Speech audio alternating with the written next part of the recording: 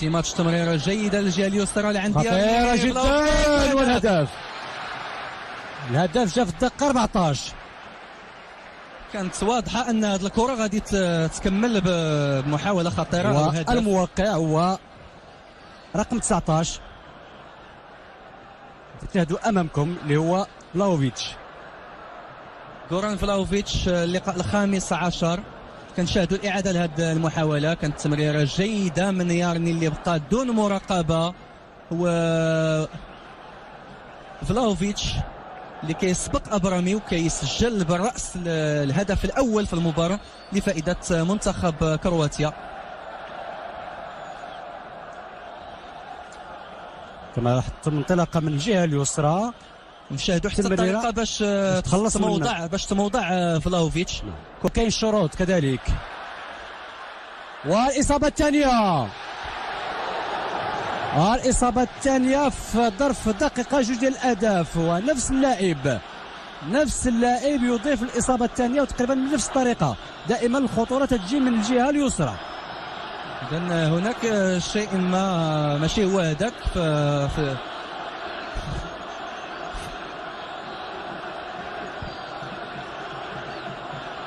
نفس المكان تقريبا. دائما لاحظوا اعاده من الجهه اليسرى تمريره. كانت الاصابه الاولى بالراس، الاصابه الثانيه بالرجل.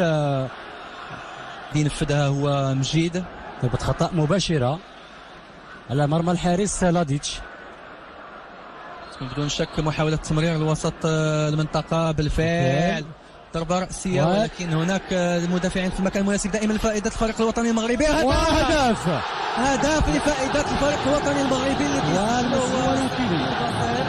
لوكيلي لانه هو اللي كان وراء هذه المحاوله. كانت محاوله جميله من الجهه اليسرى داخل منطقه الجزاء بواسطه لوكيلي. في الوقت اللي تيتلقى صابر تعليمات من المدرب أوري ميشيل. شاهدوا اعاده الان عمور مجيد تنفذ.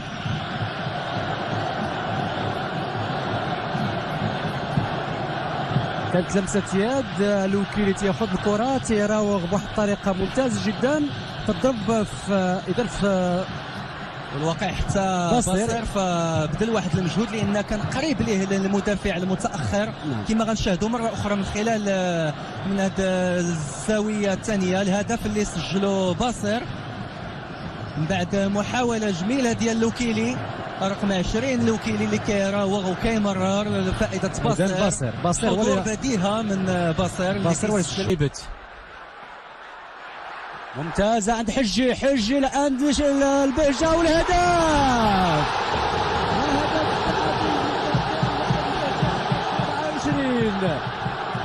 يعني اللي صنع هذا الهدف هو اللاعب نيبت. صانع هذا الهدف هو نيبت والمسجل هو البهجة. والدقيقة 24 في الوقت اللي احتجوا اللاعبين كرواتيا على الحكم المصري السيد عبد الحميد رضوان بدعوى ان هناك شروط وفرحه عارمه تعم ارجاء مركب محمد الخميس بالدار البيضاء بهذا الهدف، لان كان واضح ان الفريق الوطني في الطريق الصحيح نحو تعديل النتيجه. كانت تتاح له العديد من الفرص. شوفوا نيبت الان عند حجي البهجة يتخلص من المدافعين ما كاينش مشكل، وبطريقه ممتازه ايضا في الركن يعني الجهه اليسرى من مرمى لاديتش. اذا رقم 21 ايغور تسفيتانوفيتش حتى هو كيخرج. غادي نتعرفوا بعد قليل على اللاعب اللي عوضه.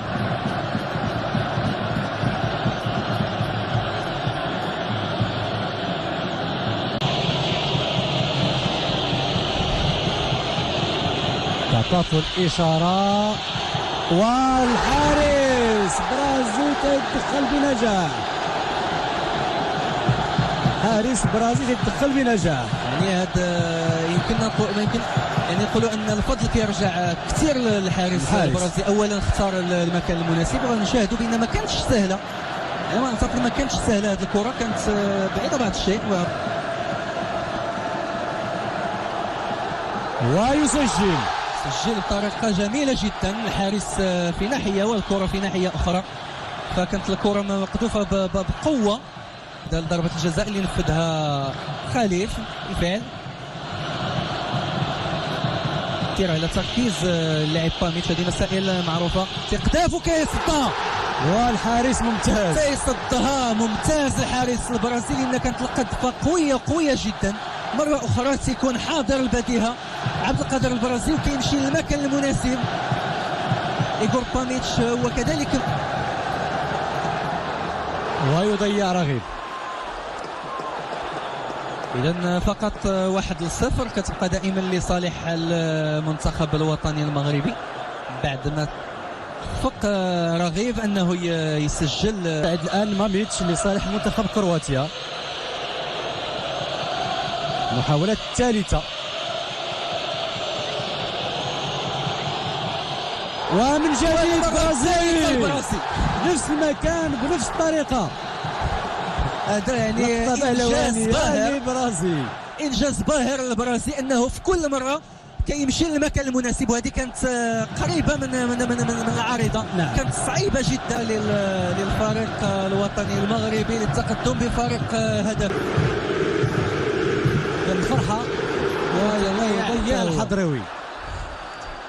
يعني الحارس كانت تهزم ولكن يعني حصة ضربة الجزاء هذه غريبة جدا.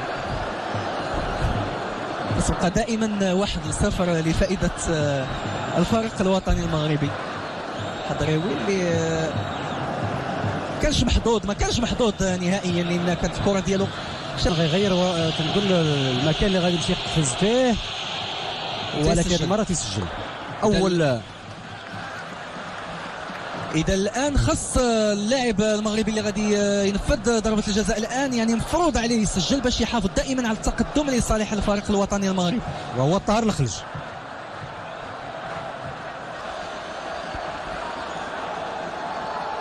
ويسجل وكاد الحارس أنه يتصدى لها لأن تبع الكرة ديال الطاهر. ولحسن الحظ أن القذفة ديال الطاهر كانت قوية نوعا ما وكانت مركزة بشكل جيد. نشاهدوا الإعادة ديالها مرة ثانية. طاهر كيقذف في الجهة اليوم إلى قذف ضربة الجزاء الأخيرة. لاديتش كيقذف وكيسجل. كاد الحارس البرازيلي أنه يتصدى لهذه الكرة.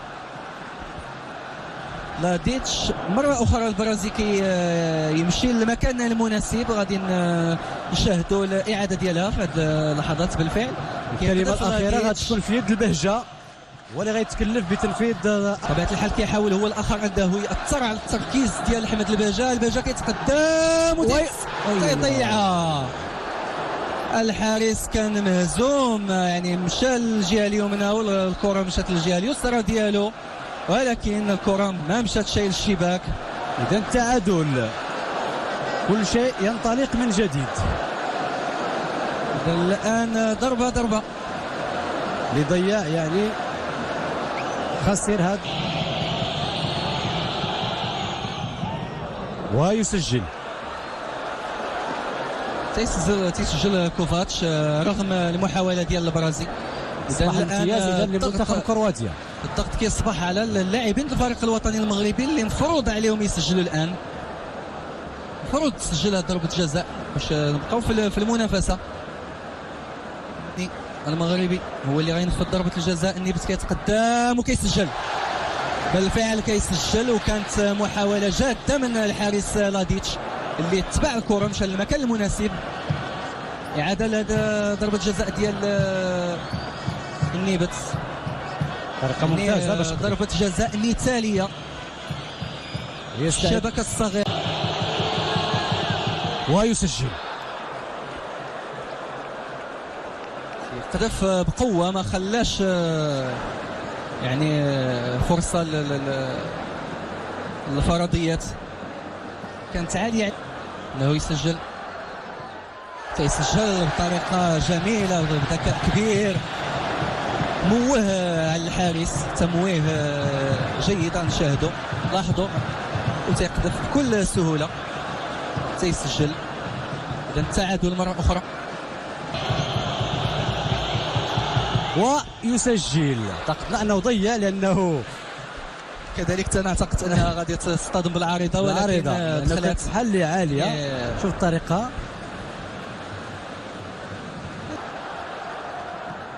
ويسجل. ما غتنتهاش.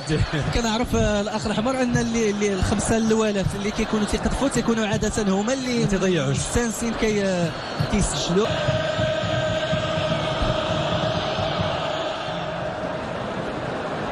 قذفه مركزه جدا يعني في الزاويه 90. ما يمكنش الحارس يشد بحال هذا الكره هذه، مستحيل. ويسجل.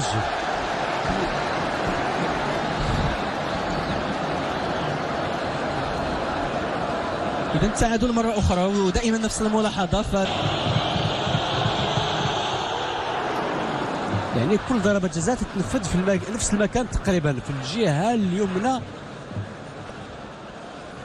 من هذه الشبكة.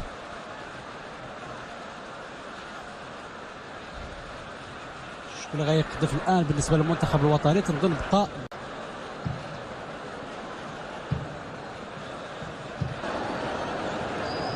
تعطاته الإشارة الآن ويضيع وتنتهي المقابلة إذن بفوز منتخب كرواتيا بفضل ضربات الجزاء الترشيحية. إذن المنتخب الوطني غيلعب مباراة الترتيب ضد منتخب نيجيريا يوم غد، ومنتخب كرواتيا غيلعب المباراة النهائية ضد منتخب ديال ضربات الجزاء. وكان ربما هو اللي غادي يكون يمكننا نقولها بصراحة بطل ديال هذه المباراة، لأن شد 3